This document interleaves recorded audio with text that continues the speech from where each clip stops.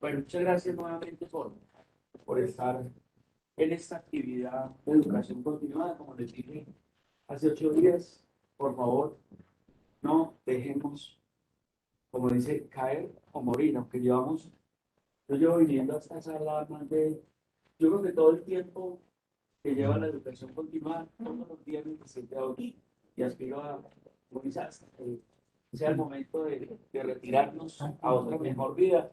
Aquí estaremos. De ustedes depende porque esto es hecho para ustedes.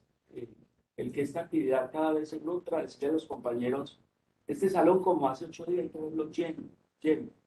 En el día de hoy tenemos un invitado, eh, el que gentilmente a través del doctor Don Carlos Castaño eh, nos hizo la conexión, aunque se van a dar cuenta que tanto conferenciante como la persona, el líder de lo que llamamos el Centro de Estudios Clínicos CAIMED, que es un centro nacional y de cierta manera internacional, ya tiene convenio con la Universidad del Quindío, ¿verdad, doctor John Carlos? Entonces nos van a hablar de la importancia de la investigación clínica en medicina, que yo creo que es la parte, eh, digámoslo así, donde seguramente más posibilidades tiene o tenemos, sobre todo las personas que nos o se van a dedicar a la clínica, aunque hay mucha investigación básica, pero sabemos que la investigación básica, el número de personas que la realizan empieza a ser más reducido. Nos van a contar la experiencia. Antes de eso, el doctor Don Carlos les va a dar un saludito y ya le damos paso a los invitados del Centro de Estudios Clínicos. Muchas gracias. Muy buenos días. Buenos días al doctor Reinales y a la doctora Granadas.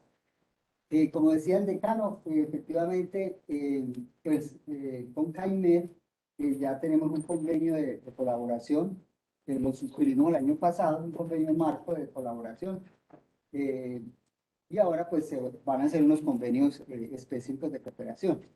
En este momento hay un gran interés en la capacitación de ustedes y, bueno, y del personal de nuestra facultad, tanto médicos como de enfermería, en la investigación clínica.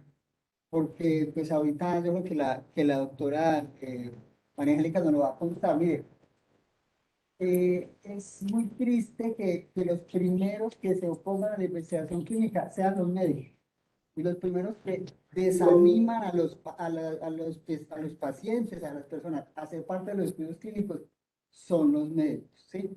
Entonces, por eso queremos como empezar este proceso de alfabetización, de concientización de todos nosotros frente a la investigación clínica. Entonces, por eso hoy iniciamos este ciclo con ustedes. También tenemos la semana entrante, tenemos esta conferencia con los compañeros del área clínica, en donde van a estar los internos. Entonces, vamos a hablar con eso. También estamos planeando hacer un curso de investigación clínica dirigido pues a la comunidad en general, dentro del programa de extensión que queremos hacer.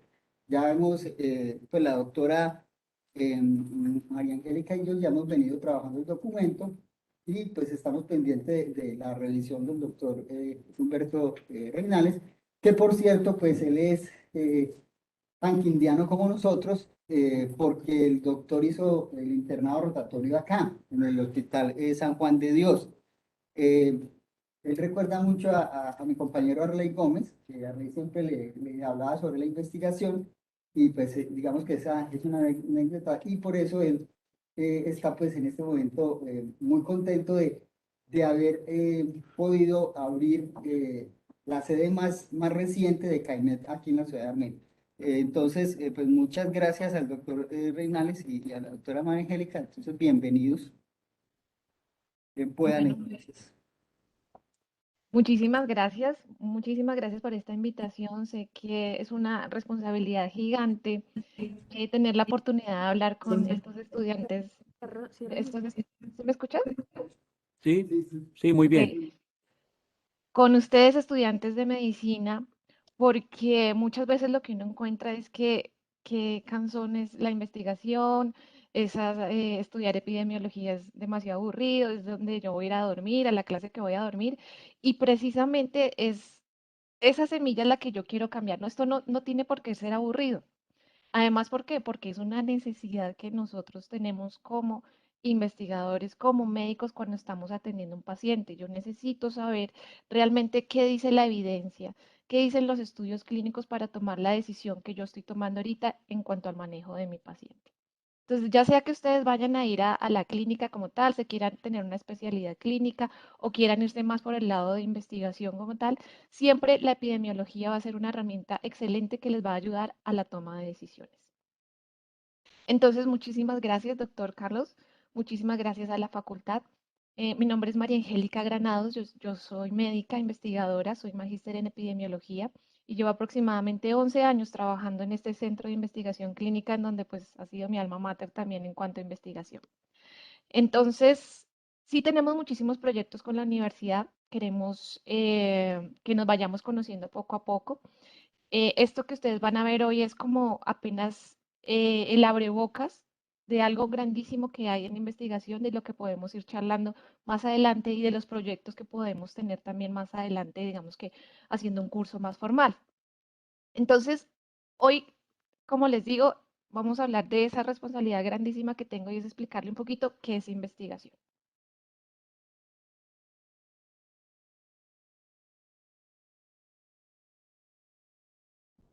Dándola- Denme un segundo.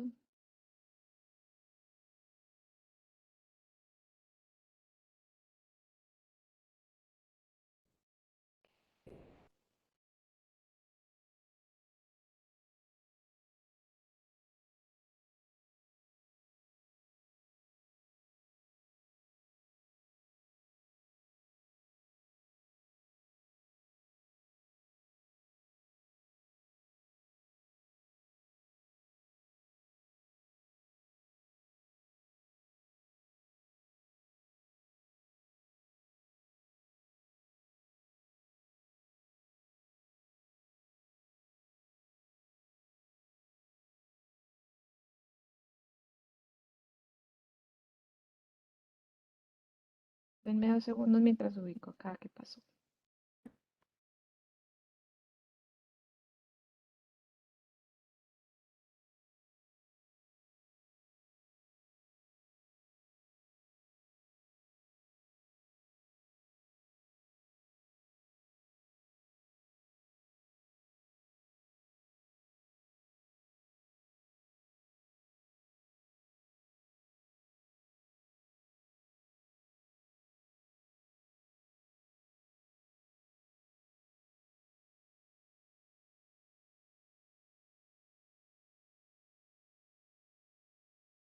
Voy a presentarlo desde esta vista. Ahí alcanzan a ver bien.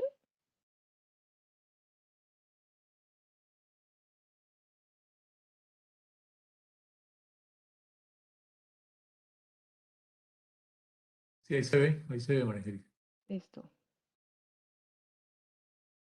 Bueno. Entonces, en ese orden de ideas, lo primero que vamos a hacer es hablar un poco de la línea de tiempo en investigación, conocer un poquito de la historia de qué es la investigación y cómo empezó a nacer esa investigación. Vamos a hablar de un concepto de la investigación clínica, vamos a hablar de los tipos de No se escucha, investigación. doctora. ¿No? Se le bajó la...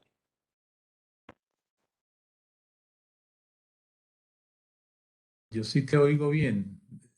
Serán los Aquí no se parlantes. escucha, no sé qué pasó. Curioso. Ahora estaba perfecto. ¿Ahí me escuchan? No. ¿No? Y ahora estaba perfecto, no sé qué pasó. ¿Qué puede ser? ¿A mí me Patricia, escuchan? sí, doctor, yo me escucho bien. Mm. Patricia, ¿tú me escuchas bien? Sí, doctora, buenos días a todos. Sí, yo escucho bien. Aquí no se oye. Tan raro. A ver qué podrá hacer. Voy a detener ya de nuevo. ¿Ahí me escuchan bien? ¿o no? El doctor Reinales se me escucha, ya no. Los otros pueden hablar a ver si es el Yo problema de escucho, la doctora, yo creo. Alguien que hable. yo escucho Doctor bien. Reinales. O sea, yo estoy escuchando bien a María A Angélica. usted sí lo escuchamos. A usted lo escuchamos, pero creo que es el problema de la doctora. Sí, ¿Será? voy a salir y vuelvo a entrar a ver si es algo por ahí. Si quiere, salga y vuelva a entre a ver qué Sí. pasa. Porque al resto se le oye bien.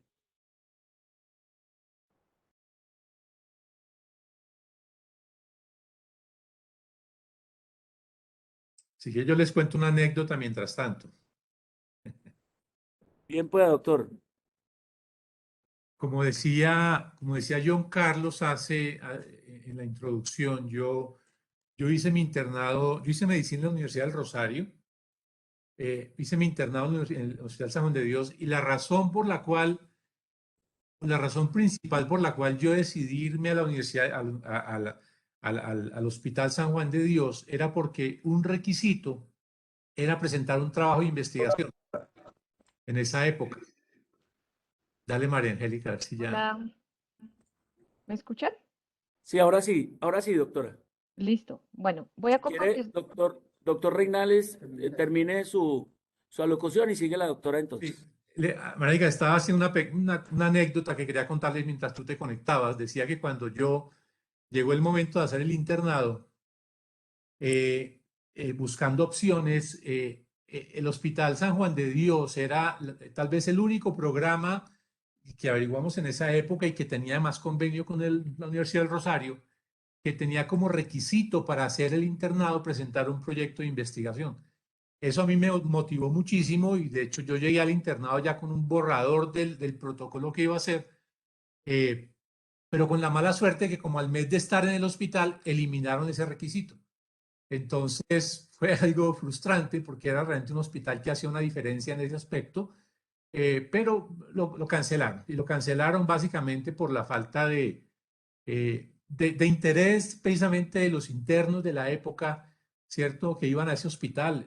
Era la primera promoción de la Universidad del Quindío, con el cual yo fueron mis compañeros de internado, pero fue una lástima que hubieran suspendido eso y siempre me llamó la atención, pero fue la motivación. Entonces, pues me alegra mucho que haya ese interés en personas como pues, el señor decano y como John Carlos en promover esta actividad.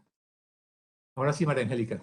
Sí, Listo, por favor. doctor, muchas gracias. Sí, con toda la razón. Yo creo que es algo que nos pasa casi a todos en pregrado. No tenemos estímulo que uno de verdad después encuentra ya porque por cosas de la vida empieza a conocer más de investigación y dice, hubiera podido aprovechar mucho mejor ese tiempo en pregrado. Entonces, esta es la agenda que vamos a hablar, es un poco de la línea de tiempo de investigación, conocer un poquito de la historia, de cómo nació la investigación, el concepto de qué es investigación clínica, los tipos de investigación clínica y para qué sirve cada una, la pregunta de investigación, aplicaciones de la investigación clínica y un poco de qué hacemos en CAIMED y cómo aplicamos estos conceptos.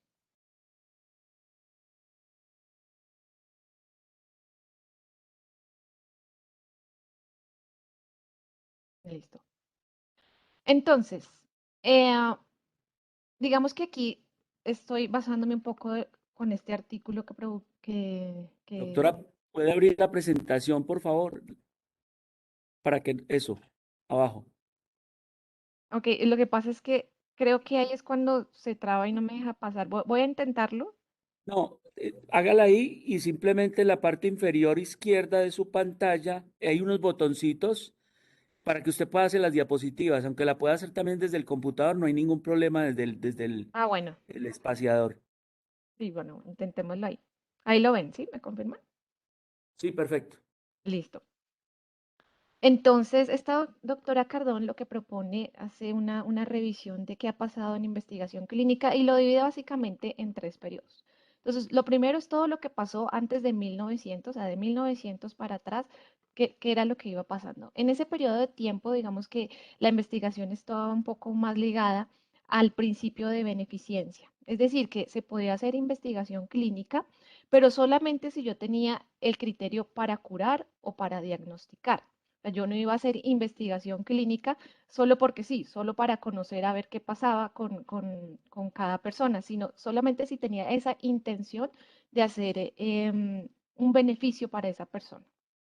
Por lo tanto, entonces esa investigación solamente se hacía, la que era, digamos, natural, lo que se hacía para conocer qué estaba pasando, solamente se hacía en animales o en cadáveres. Entonces, listo, ese era el principio. Esto tenía algunas limitaciones porque, claro, nos dejaba solamente un campo muy cortico para estudiar a aquellas personas que tenían alguna condición y que por lo tanto yo podía investigarlas, pero no podía saber qué era lo que pasaba ya, por ejemplo, en cuanto a fisiología, o sea, qué es lo que pasa como historia natural de lo que le está pasando a esta persona. Entonces, ese digamos que ese era el principio base de ese periodo de tiempo. Uno de sus grandes expositores es acá, este señor que ustedes ven acá, señor Bernard, que es como el investigador padre del experimento clínico. Entonces él dice, vamos a hacer investigación, pero bajo ese principio de beneficencia. Al mismo tiempo, habían digamos que unas ideas también de algunos médicos, que son los médicos alejandrinos, donde ellos ponían unos criterios un poco diferentes. Ellos decían, ok, nosotros tenemos que seguir haciendo investigación, pero no necesariamente aquellos que solamente cumplan esas condiciones para curar o para diagnosticar, sino tenemos que conocer qué pasa. Entonces, para ello, vamos nosotros a invitar a las personas, a invitar no, sino vamos a hacer investigación en aquellas personas que de pronto, de cierta forma, han perdido esa condición de dignidad humana. Y ellos decían, pues resulta que si este daño en pocas personas justifica el beneficio para muchas. Entonces ahí uno empieza a decir, ¿cómo así? Bueno, realmente sí justifica el daño de pocas personas para el beneficio de muchos, hablando en investigación, ¿no? Hablando de salud. ¿Por qué? Porque esa única persona que puede estar en ese estudio clínico puede ser la mamá de alguien, puede ser el hermano, puede ser el hijo de alguien que así sea solo una persona, pues como ser humano es un ser valioso y que no tiene por qué someterse a un daño que no tiene ninguna justificación.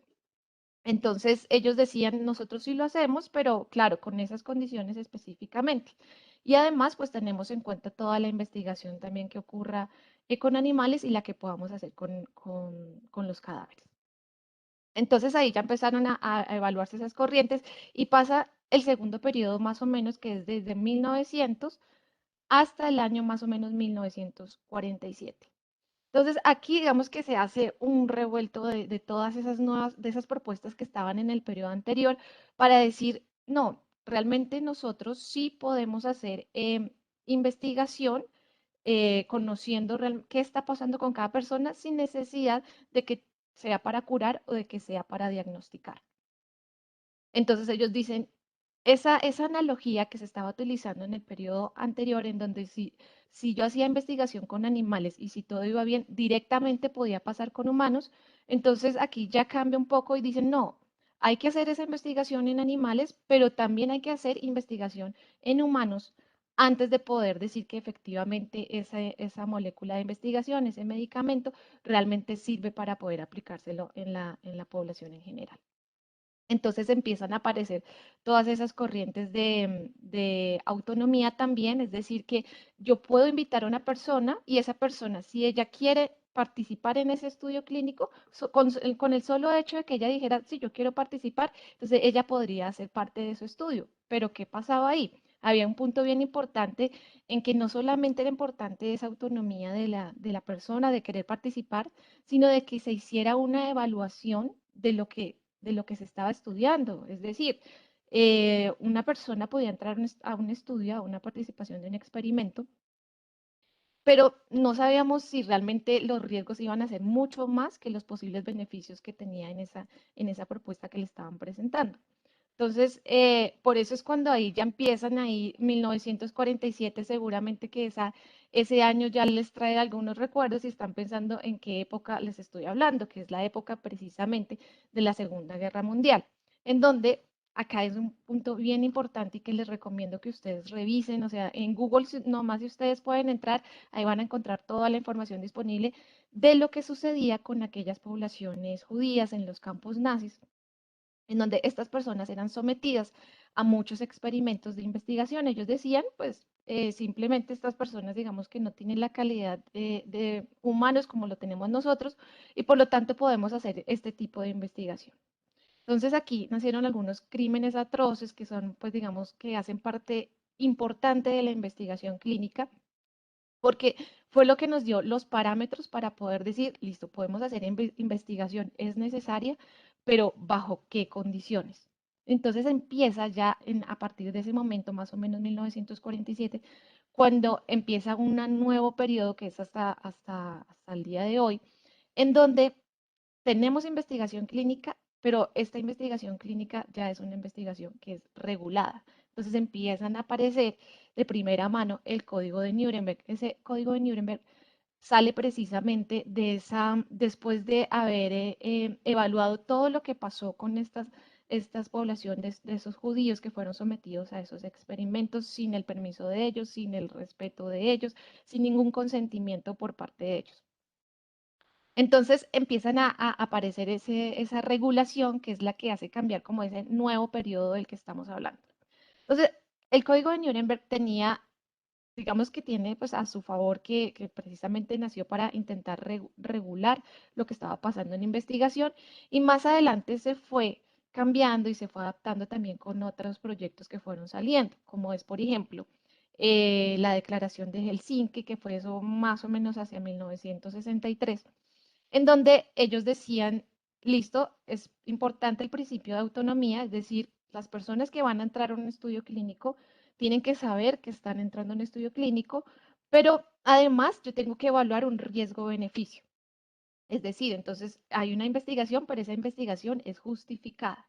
Y siempre en ese balance va a pesar mucho más hacia el lado del beneficio que hacia el lado del riesgo. Y además ellos empezaron a decir, todo aquel que quiera hacer investigación clínica necesita tener un protocolo de investigación. Entonces, ese protocolo hoy en día nosotros lo manejamos como la Biblia de investigación o del estudio clínico, porque todo lo que esté ahí se supone que es lo que ya está aprobado por los comités de investigación, por los comités de ética, por los entes internacionales también de estudios clínicos, en donde dice aquí así es como va a funcionar y yo espero que su investigación realmente se haga como usted lo está proponiendo acá. Entonces, en esa declaración de Helsinki, entonces aparecen esos protocolos, aparece también el cuidado que debería tenerse con algunas poblaciones vulnerables, como pueden ser, por ejemplo, los niños o las mujeres embarazadas o los adultos mayores. Entonces, ellos dicen, hay ciertas consideraciones con unas poblaciones específicas que son poblaciones vulnerables. Más adelante, a pesar de que ya empezó entonces a regularse toda esta información, toda esta, cómo voy a llevar a cabo ese estudio clínico, entonces a pesar de todo eso, empiezan a aparecer otros momentos, otros hitos importantes en la historia de la investigación, y es precisamente en Alabama, en Tuskegee, Estados Unidos, en donde se hace un reporte, eso fue hacia el año 1972 en donde ellos reportan los casos de sífilis en esa población. Y eso fue todo un revuelto porque dijeron, ¿cómo ustedes hicieron esa investigación? Resulta que a una población afroamericana le inocularon precisamente sífilis para poder conocer cuál era la historia natural de la enfermedad. Inicialmente, digamos que se había hecho una propuesta de vamos a estudiar algunas personas que ya tenían la enfermedad y les hicieron algunos seguimientos. Digamos que hasta ahí estuvo bien porque ya eran personas que tenían la enfermedad y todavía para ese momento no había un diagnóstico, un tratamiento claro para la enfermedad.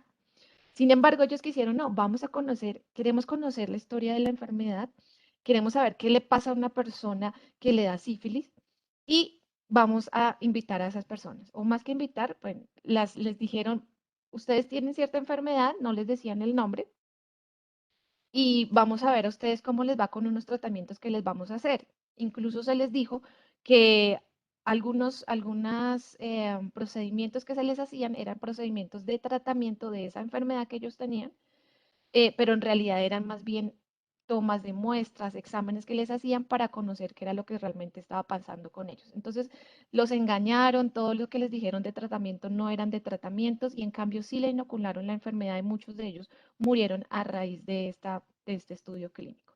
Entonces, esto también fue juzgado ampliamente por toda la comunidad científica, en donde revisaron muy bien este caso y luego, pues entonces nace una cosa bien importante que es el informe Belmont. El informe Belmont, pues entonces era algo que también es hito para cualquier investigador que tiene que tener en cuenta, porque hablaba de tres cosas importantes. O sea, ya no solamente era lo que habíamos hablado en el Código de Nuremberg, en la Declaración de Helsinki, sino con este informe de Belmont hablábamos de el respeto que hay que tener con las personas que entran a un estudio clínico, la beneficencia, siempre hacer el bien, y además la justicia. ¿Justicia cómo? Pues justicia en que todo tiene que estar muy regulado, que todas las personas tengan la misma posibilidad de participar y que no solamente de pronto sean, por ejemplo, poblaciones vulnerables. Entonces se hicieron como estos tres grandes principios de beneficencia, justicia y respeto a las personas. Esto uno pensaría que eso es por allá, historia antigua, pero como les digo, es 1972, es decir, hace realmente muy poco. O sea, esto no es algo que quién sabe cuándo pasó, no, esto está pasando recientemente y a raíz de eso es que han empezado a existir tanta regulación. La idea es que ustedes sean luego participantes en los estudios de investigación como investigadores también y sepan y entiendan por qué es tan estricta la ejecución de un estudio clínico. Entonces, esto no es porque es que el patrocinador, que son las personas o las empresas como tal que tienen sus moléculas de investigación y quieren estudiarlas, no es que ellos sean canzones, no es que la FDA sea canzona, no es que el INVIMA sea canzón, sino es que esto tiene una justificación que está ligada a esta diapositiva que ustedes están viendo, a una historia que contar, a una justificación que se le daba de poder hacerle daño a ciertas personas por el bien de los demás, por el bien de una comunidad. Entonces, a raíz de esto es que nace y por eso somos tan estrictos en la ejecución de los estudios clínicos, somos tan estrictos cuando vemos a un paciente. Aquí ustedes ven, por ejemplo, una consulta en investigación, no son los 20 minutos que tenemos ahí, el límite para ver un paciente y el otro, no. Acá somos muy estrictos porque si queremos que en algún momento alguien venga a ver qué pasó con ese paciente que yo invité a participar, él pueda leer tal cual lo que pasó en los documentos que yo le tengo para presentar. Entonces está, como siempre, la historia clínica, además de otros documentos que se presentan con tal en investigación, pero es allí donde la historia tiene que estar muy bien contada y muy bien analizada. A veces esto molesta un poco cuando estamos aquellos investigadores pequeños o digamos que están iniciando, "No, pero porque tengo que aclarar esto, pero si esto es obvio". No, acá hay muchas personas que no necesariamente son médicas y están, pero de pronto están en el campo de la salud también evaluando qué está pasando. Eso tiene que estar muy claro para ellos.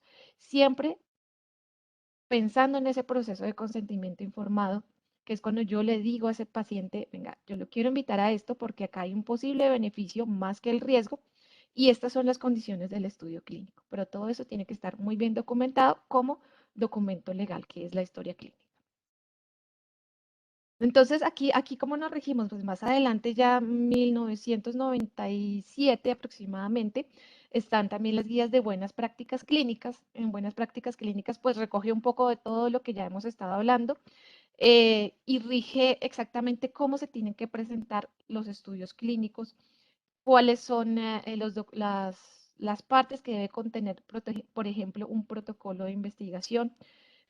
Habla también, por ejemplo, del comité de ética. Siempre entonces para que uno pueda ejecutar un estudio clínico tiene que estar la participación de un comité de ética que evalúe lo que está pasando con ese estudio clínico y de precisamente su aprobación para poder hacerlo. Entonces, por ejemplo, si yo quiero, aunque sea tener un folleto para entregarle a un paciente, para invitarlo a un estudio clínico, eso tiene que pasar por un comité de ética, porque él tiene que evaluar que incluso el lenguaje que estoy utilizando es apto y que no estoy engañando o de pronto cubriendo algo con la información que estoy presentando en ese folleto. Entonces, todo lo que yo presente, desde el protocolo de investigación hasta, por ejemplo, un volante, tiene que pasar por ese comité de ética.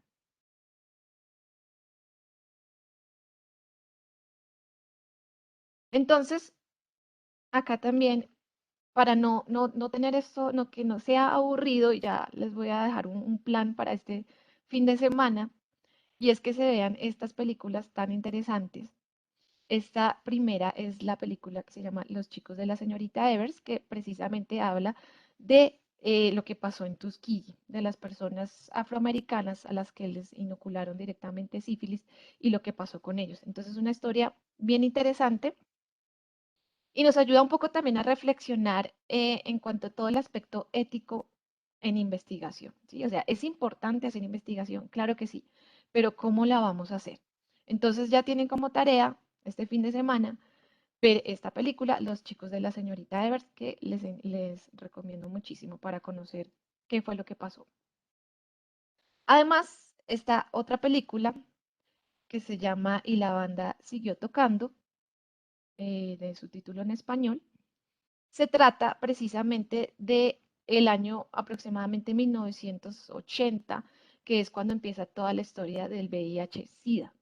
Entonces, es muy interesante porque ellos empiezan es un grupo de investigadores, de epidemiólogos, que empiezan a ver, se empiezan a enfrentar a una enfermedad que estaba afectando a ciertas comunidades y empiezan a decir, bueno, pero ¿qué está pasando?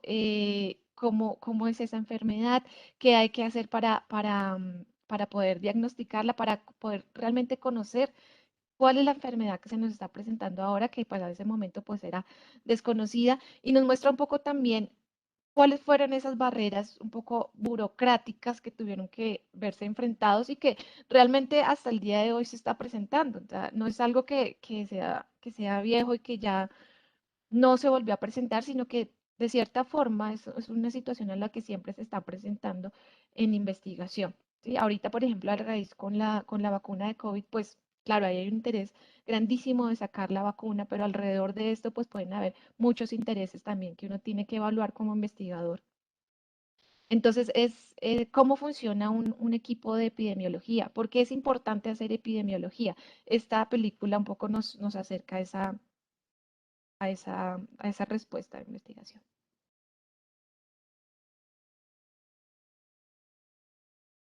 Entonces, aquí solamente creo que es una definición que apenas es una de muchas que creo que incluso cada uno de ustedes, luego de hacer investigación, de estudiar investigación, puede redactar también. Pero digamos que a grandes rasgos, lo que propone Cardón en cuanto a esta definición es la siguiente.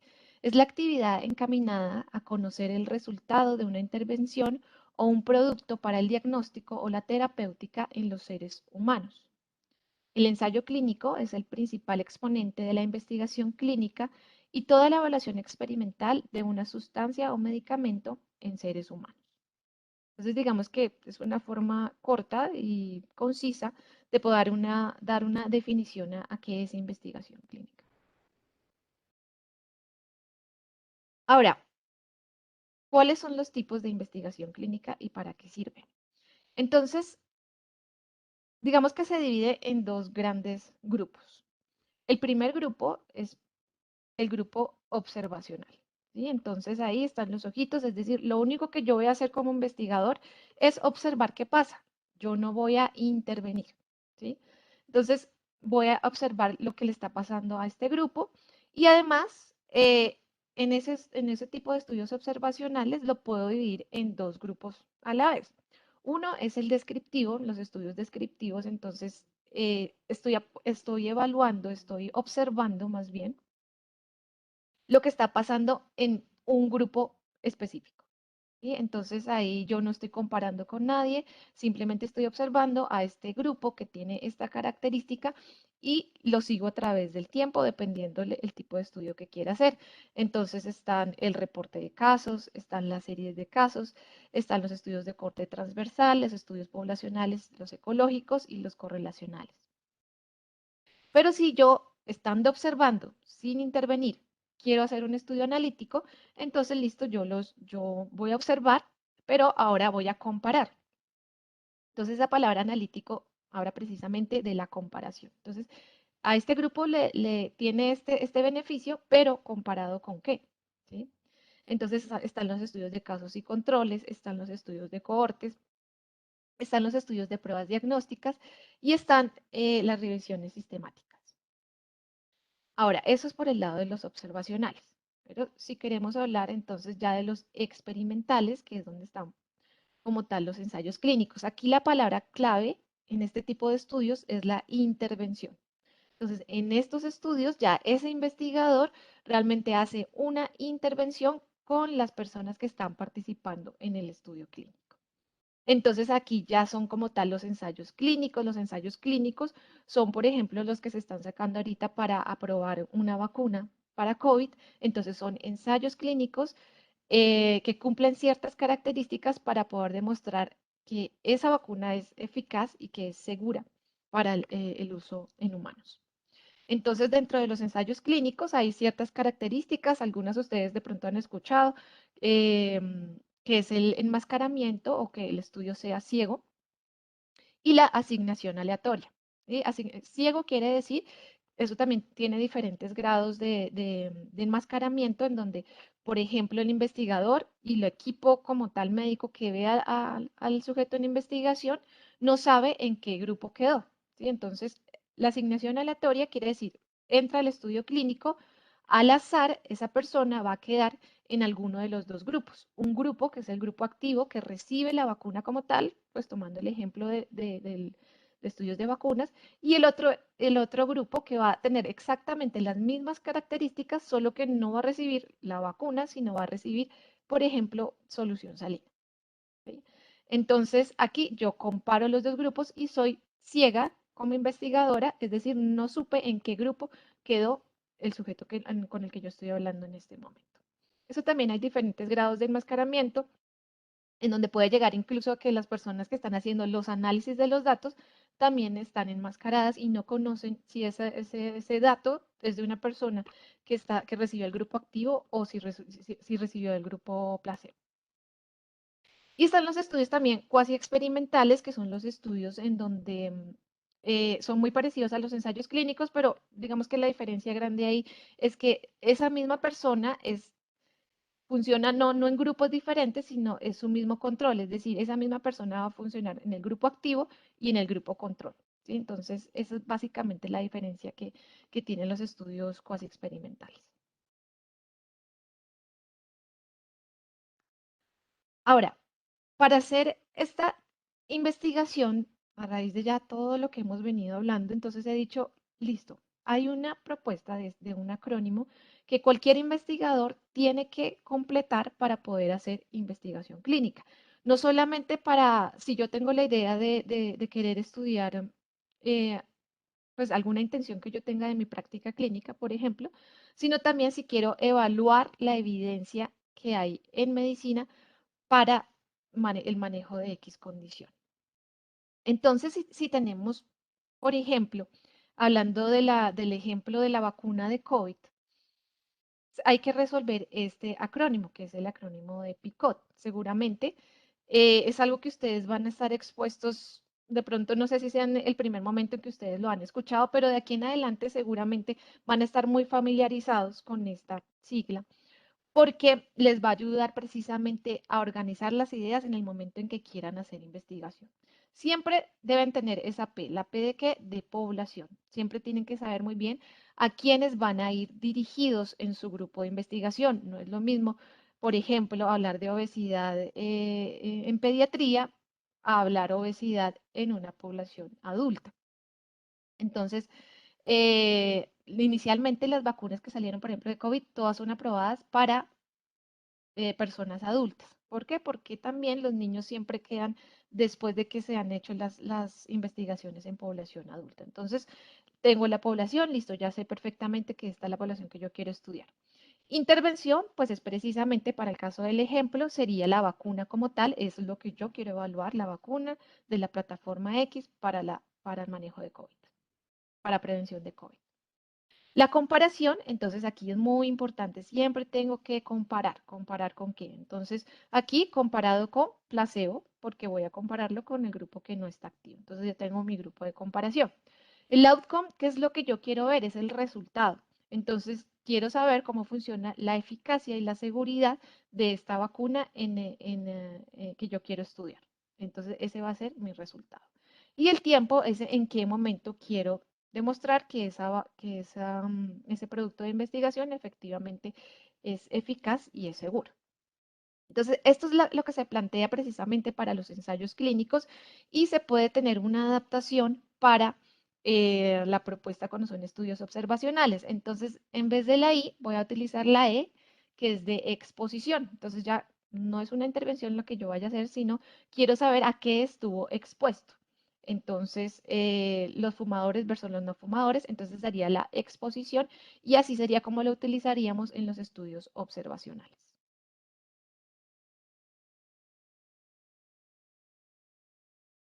Entonces, bueno, ¿todo esto para qué sirve?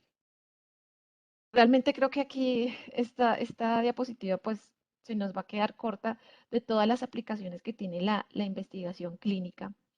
Pero podemos tocar algunos puntos específicos, digamos que en el sentido práctico. Entonces, lo primero, queremos saber si esa molécula que estoy estudiando es precisamente segura y es eficaz. Quiero, por ejemplo, también conocer cómo funcionan estos medicamentos o las combinaciones de los medicamentos. Quiero conocer nuevas técnicas o métodos quirúrgicos. Quiero conocer nuevas indicaciones de usar tratamientos ya existentes. Quiero de pronto también saber dar recomendaciones de salud pública. Entonces, por ejemplo, en este punto, ¿por qué sirve la investigación clínica? ¿Por qué?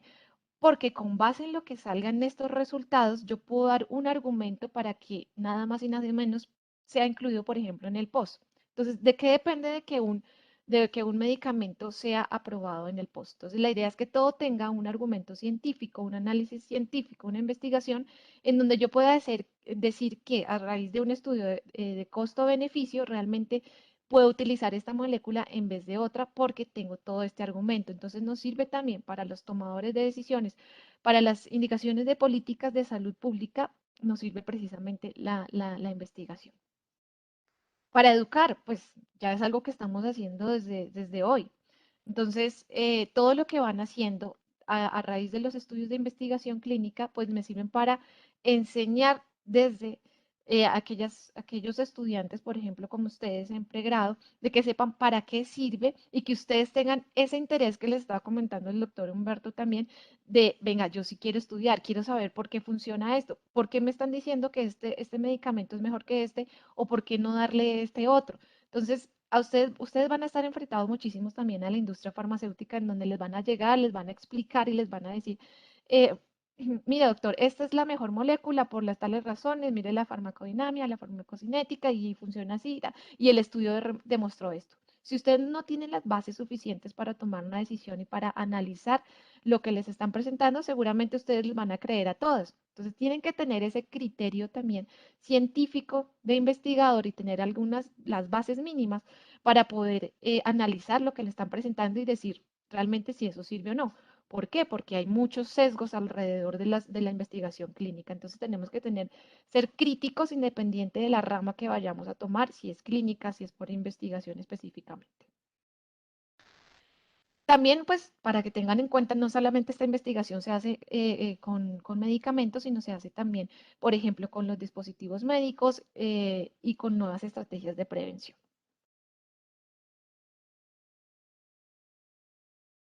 Entonces, todo eso de medicina basada en la evidencia, ¿cómo funciona? Entonces, cuando dicen que hicieron una revisión sistemática, lo que hacen es que un grupo de investigadores em, aplica precisamente los principios de medicina basada en la evidencia. Esto ha sido algo que tiene también algunos contradictores, pero que tiene todos los argumentos para poder hacerlo de una forma organizada y para que esté creciendo y que cada vez más investigadores, más médicos estén adheridos a estas recomendaciones de buena práctica clínica. ¿Por qué? Porque es la forma en que nosotros podemos argumentar el por qué se está tomando una decisión.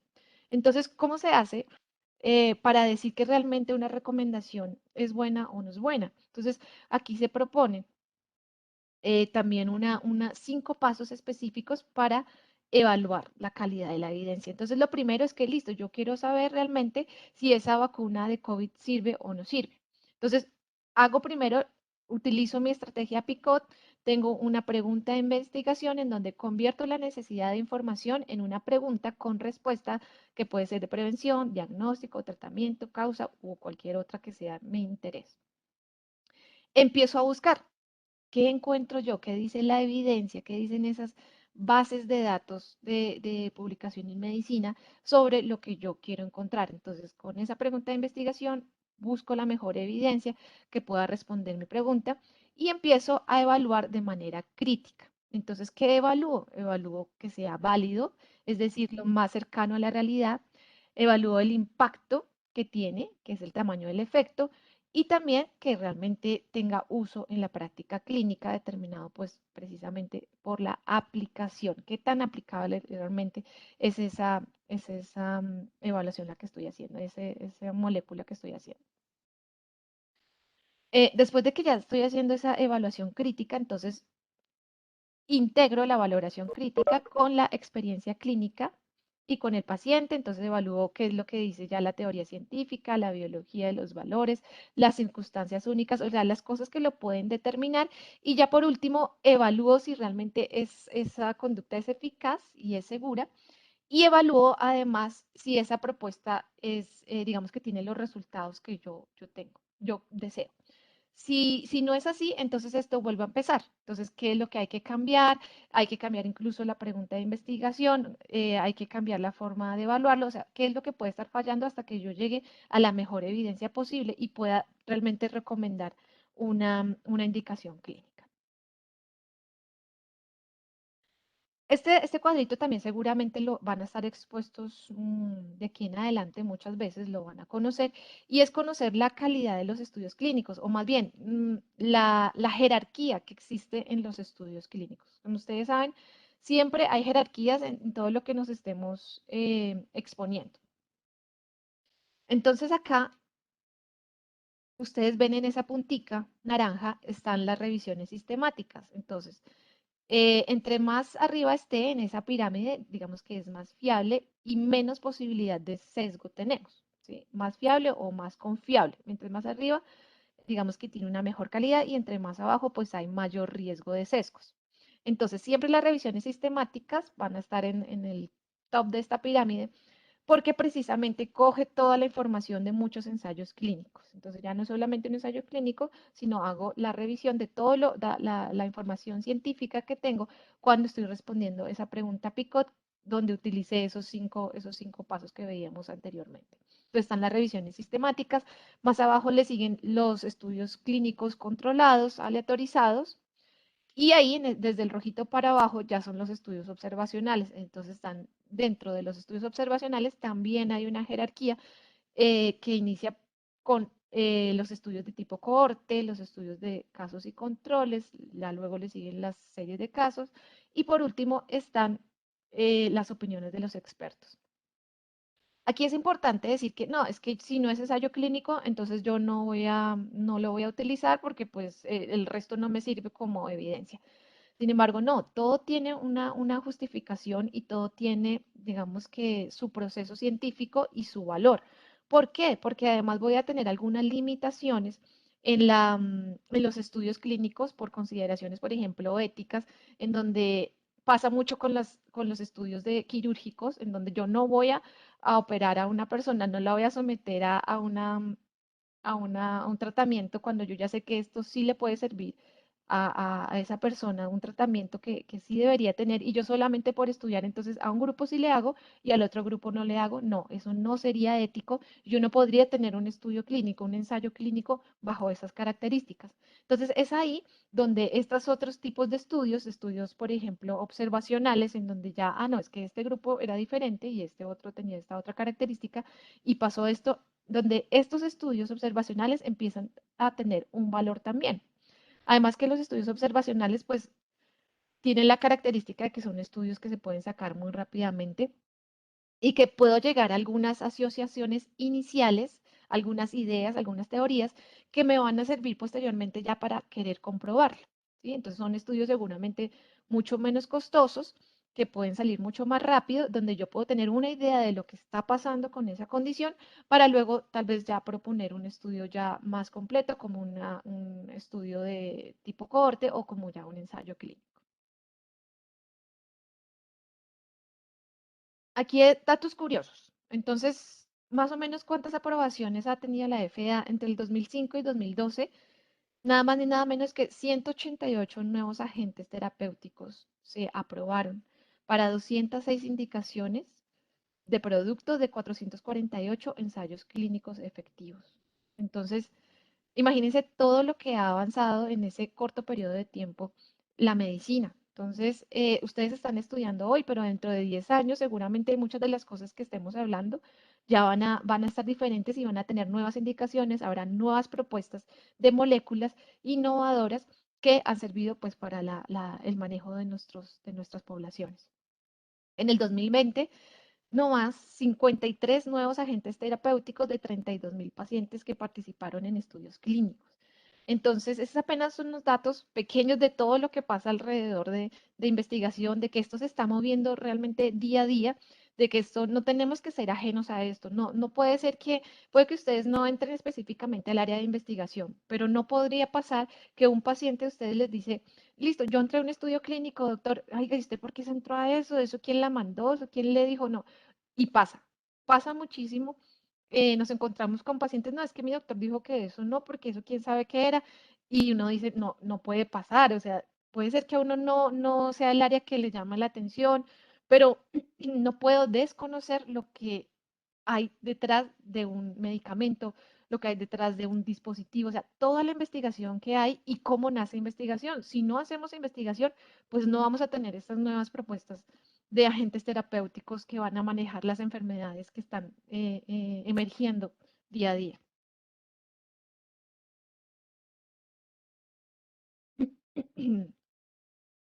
Entonces, son muchas de las aplicaciones que tenemos de investigación clínica.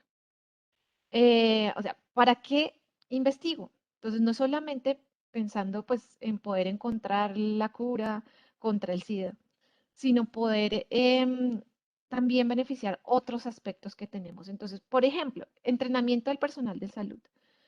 De acuerdo a esta publicación en la cual ustedes encuentran ahí abajo la referencia, uno de los beneficios es que este entrenamiento del personal de salud, o sea, las personas que han tenido entrenamiento en investigación son personas que, comparadas con los que no lo han tenido, son muchísimo mejor y tienen mejor adherencia. Sus pacientes se adhieren muchísimo mejor a las recomendaciones que se les dan. ¿Por qué? Precisamente por lo que les decía, son mucho más estrictos, son mucho más concisos en decir, eh, esta decisión se toma por estos otros argumentos, me preocupo porque todo queda absolutamente claro. La forma en que me dirijo al paciente, la importancia que yo le doy a que realmente lo que yo estoy diciendo, esa persona me lo esté entendiendo, porque muchas veces en el computador simplemente ni siquiera le vemos a la cara, sino estamos ahí escribiendo eh, y se nos olvida que lo más importante es esa persona que nos está mirando ahí, esa persona que está confiando en nosotros y que está esperando que nosotros le demos una solución a un problema que él vino a contarme. Entonces, estas personas que tienen entrenamiento en investigación tienden a tener muchísimos mejores resultados en cuanto a adherencia de sus pacientes. Para el sistema de salud, además, hay un beneficio y es que no solamente se están pues, buscando moléculas innovadoras que puedan suplir las necesidades de las enfermedades que nos están agobiando actualmente, y eso pues obviamente va a tener un impacto en la mejoría del sistema de salud, eh, sino que también esta población bueno, o más bien el sistema de salud, pues se va a ver un poco beneficiado ahora me enredé en esta parte. Este sistema de salud, pues no solamente se va a ver beneficiado por esas nuevas propuestas innovadoras que hay de tratamiento de salud, sino que también va a tener, de cierta forma, un financiamiento en donde no solamente llama la atención para las entes de políticas de salud pública. ¿Por qué? Porque esta investigación hace que muchísima industria farmacéutica pueda poner sus ojos en la investigación clínica en Colombia. Entonces, claro, se va a ver afectada y va a ver beneficiada este sistema de salud.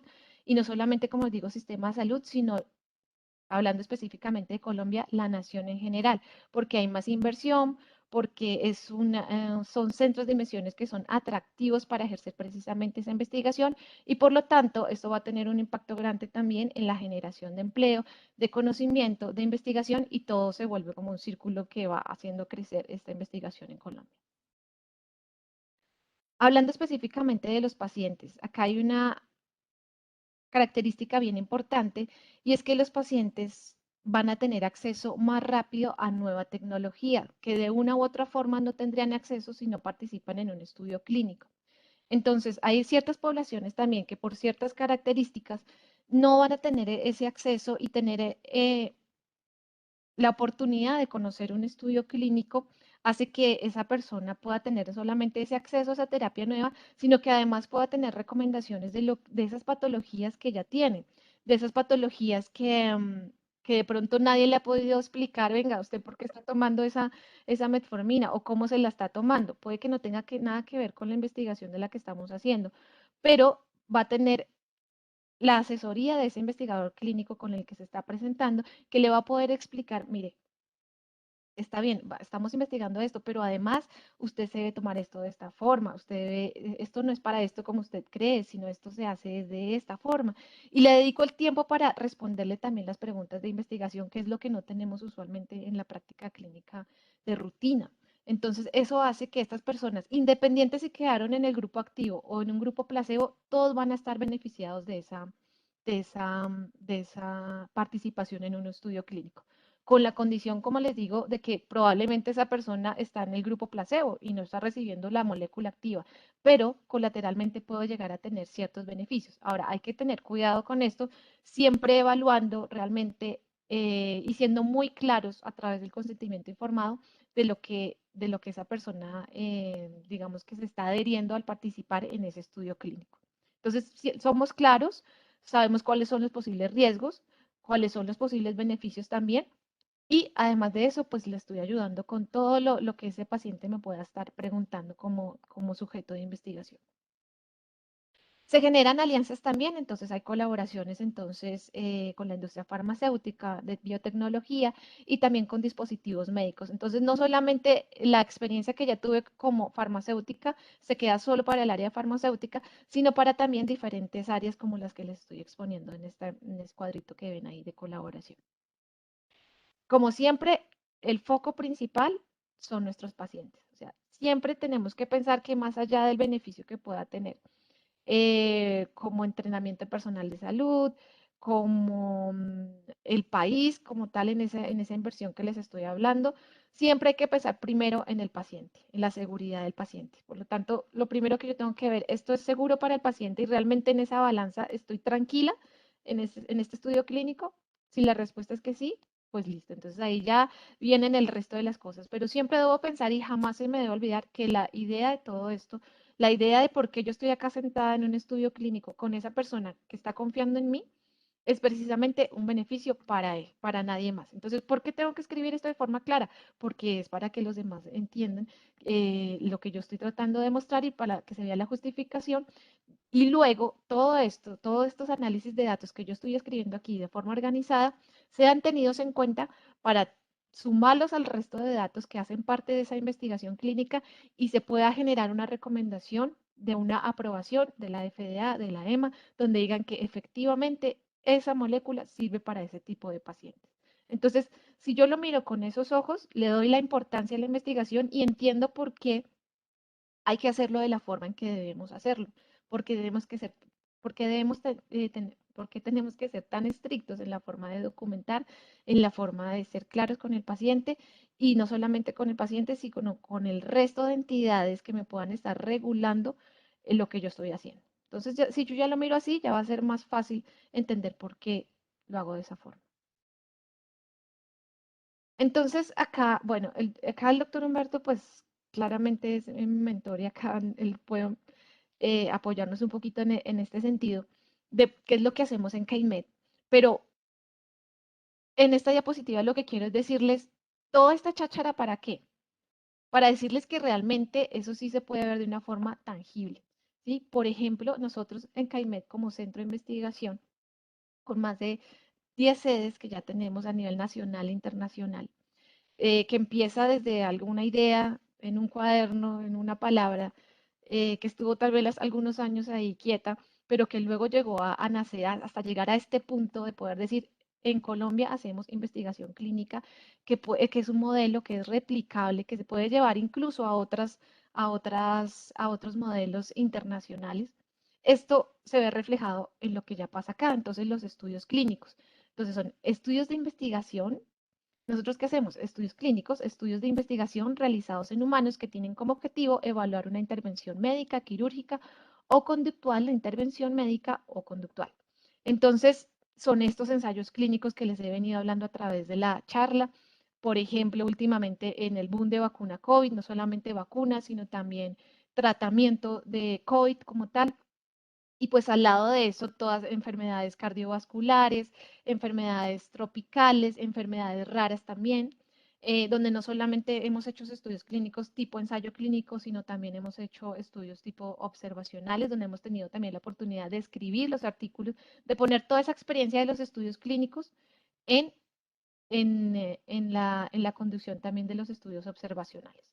Hay además estudios de bioequivalencia, entonces estos estudios se realizan para demostrar en vivo que dos productos farmacéuticos equivalentes o productos farmacéuticos alternativos son comparables en su tasa y grado de absorción. Sí, ahorita Pfizer entonces tiene la patente de su vacuna, pero por ejemplo en Colombia quisiéramos desarrollarla, entonces se hacen estudios de bioequivalencia donde se hace una vacuna con las mismas condiciones, pero digamos que la industria sería colombiana. Entonces, eso obviamente, si ya Pfizer puede abrir su patente para que el resto de los países puedan crear esa vacuna con base en ese modelo que ya se creó. Entonces, son los estudios de bioequivalencia que también hacemos acá, no solamente, como les digo, para vacunas, sino también para moléculas como tal. Eh, y también tenemos el Comité de Ética en Investigación. Entonces, ya les conté un poquito por qué es importante el Comité de Ética. CAIMED tiene un comité de ética en investigación que cumple con todas las características que debe tener de acuerdo a la regulación que ya les he venido hablando, y que tiene que aprobar todas y cada una de las actividades que yo hago con los sujetos de investigación. Para que vean, entonces esto se ve un poco reflejado acá en las publicaciones. Entonces, estos son los artículos que salen, que se pueden publicar y que a veces uno los lee, a veces de pronto los deja de lado, pero no sabe todo lo que hay detrás de un estudio clínico, toda la rigurosidad científica que se tiene que cumplir para que, por ejemplo, una revista como The Lancet pueda publicar el trabajo que venimos haciendo. Entonces, solamente algunos ejemplos, porque son más, en estudios de influenza, en estudios de COVID-19, de dengue, en New England Journal of Medicine también, son revistas A1, donde tenemos pues también, acá ustedes ven, no solamente tenemos el estudio en vacunas, sino en otras patologías, como por ejemplo en dengue, trombosis venosa profunda, falla cardíaca, como les digo, son apenas ejemplos de lo que venimos haciendo. Publicaciones también en población pediátrica, vacuna de virus de papiloma humano, estudios de falla cardíaca, enfermedad coronaria, estudios también, como les digo, de las propuestas de bioequivalencia, entonces están publicaciones también. También publicaciones asociadas al ejercicio del comité de ética. Y bueno, estas son algunas de las referencias que utilizamos para la presentación del día de hoy. Sé que ya creo que me pasé un poquitín el tiempo, pero es que es tanto y realmente uno se apasiona hablando de este tema, de lo interesante que es y de la importancia que tiene que ustedes como futuros investigadores y futuros médicos sepan la responsabilidad y que cuando se les presenta un paciente ahí al frente de ustedes, todo lo que hay detrás de la fórmula que le estoy dando, todo lo que hay detrás, el tiempo que tuve que tener, la rigurosidad que tuve que tener, y pues también el conocimiento de qué es lo que hay detrás de una molécula de investigación. Entonces, no sé si por ahí tengan alguna pregunta que me quieran hacer o si el doctor Humberto también quiere complementarme un poquito con... Ah, bueno, sí, tenemos aquí para pasarles. No, el doctor Reynales me dijo que se tenía que retirar porque tenía otra reunión a las 8. Entonces, no nos puede acompañar ahorita. Bueno, La doctora Ángela Liliana tiene una pregunta, María Angélica. Entonces, voy a dejar aquí para que ella te pregunte. listo, claro que sí. Buenos días, ¿cómo está? Hola, buenos días. Muchísimas gracias por la conferencia, muy importante para los estudiantes porque la motivación para que ellos la vayan perdiendo como el miedo a la investigación clínica se debe hacer desde que están comenzando.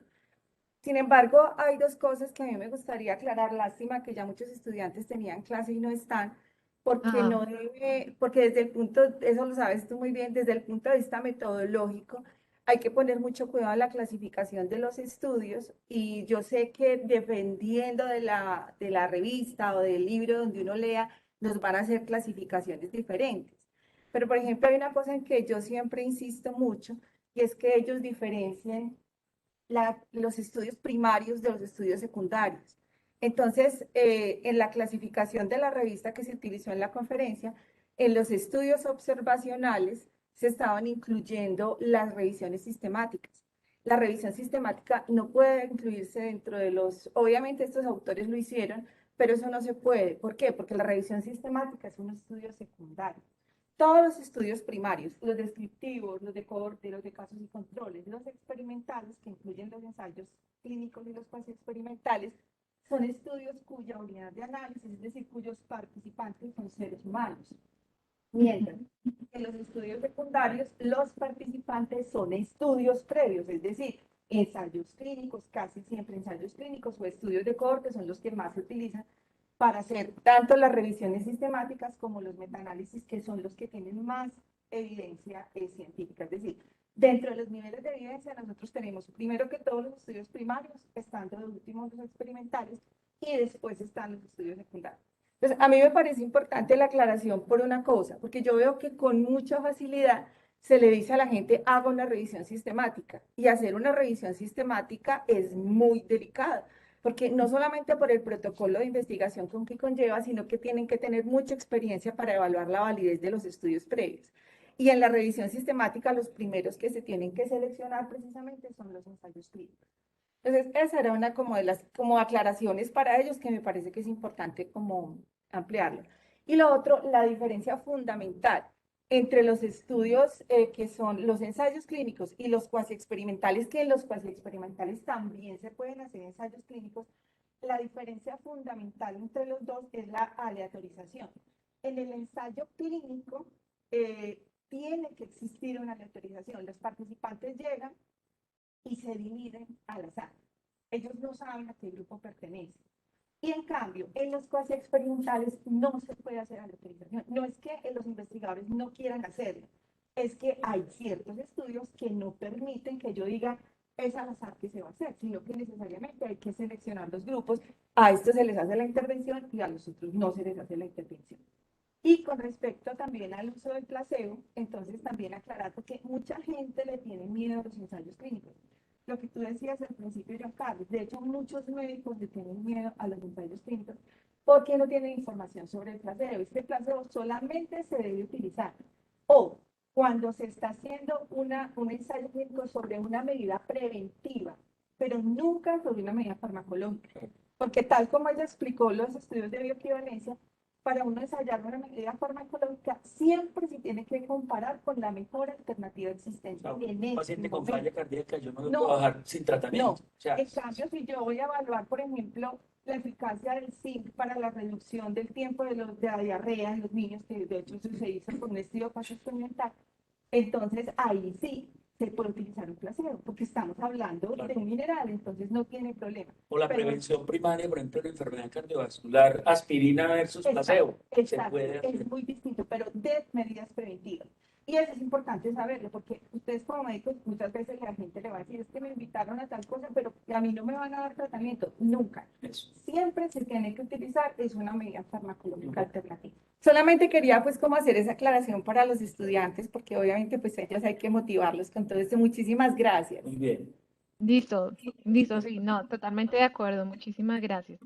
Súper pertinente. O sea, es que creo que alrededor de esto, pues hay tanto de qué hablar. Yo creo que con cada uno de los puntos que hablamos son clases magistrales de cómo hacerlo realmente, lo que tú dices de las revisiones sistemáticas, tal cual, o sea, hay libros, la aproximación de Gray, por ejemplo, en donde ellos son, em, digamos que exponen todos esos argumentos para poder decir realmente esta recomendación tiene este nivel de evidencia, pero es todo de una forma sistemática y organizada en donde, claro, yo voy a hacer una revisión sistemática.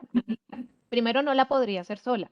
Tengo que tener un grupo de expertos que pueda evaluar los artículos que estoy presentando, los artículos que estoy evaluando y darle una recomendación. Entonces, claro, o sea, creo que eso es lo bueno, o sea, son muchas cosas de las que podemos hablar, de las que podemos ya ir detallando poco a poco y poder, como tú dices, incentivar un poco la investigación. O sea, el objetivo hoy es que realmente nos quedemos con ganas de, listo, vamos a aprender más, vamos a querer conocer más sobre qué es investigación clínica y qué es lo que hay detrás de todo eso, por qué estoy formulando, por qué no solamente cuando llegue ese visitador médico, entonces le voy a hacer caso, no le voy a hacer caso, ¿sí? Entonces, es eso, es como animarlos y saber que esto existe y que siempre, el mensaje de siempre, si tienen preguntas, por favor, háganlas. ¿Sí? Si yo tengo dudas sobre que un paciente llegó con un consentimiento informado, pues yo lo que hago es revisar, venga, usted realmente en qué estudio está, esto de qué se trata, ¿sí? Y no antes de pronto confundirlos más, que eso es lo que hacemos. Entonces, a veces nosotros ya como investigadores lo que nos toca es decirle, no, es que esto sí funciona así y ya entrar en controversia con un colega, pues ya es más complicado además porque él ya le tiene esa confianza a su médico tratante. Entonces, desde pequeñitos nosotros tenemos que conocer esta importancia de investigación clínica. No sé si alguien más quiere preguntar. ¿Juan Farid? ¿No? Listo. No, doctora María Angélica, muchísimas gracias. Y pues contarles a los compañeros también que en las conversaciones nuestras y igual con el director del programa, pensamos instaurar una línea de profundización a partir del próximo semestre en esta temática. Pero pues el director decidió que diéramos esta conferencia como para ir animando a los estudiantes para que se nos matriculen en esa línea de profundización que se haría conjuntamente con el personal de CAIMED. Entonces, no, Claro, muchísimas gracias a todos por participar, a la doctora María Angélica, bueno, el doctor Reinales y a los otros compañeros de CAIMED que nos están acompañando. El doctor pues se tuvo que retirar porque tenía otra reunión. A pesar de estar en vacaciones, pues está sí. teniendo reunión. Listo, entonces muchísimas gracias, María Angélica. Bueno, les voy a pasar la fotico de la sede de Caimet. Em, Que esperen, no sé. queda aquí a una Media cuadra. cuadrita. Ah, sí, ya, ¿ya le conocen? ¿Todos allá? Sí, Bueno, usted, claro. usted les dice doctor para que vayan y les dé la Bueno, vueltica también a la sede. Bueno, muchas gracias, bueno, doctor. muchísimas gracias a Vale, ustedes por el tiempo. listo. Gracias. Que estén muy bien, hasta luego.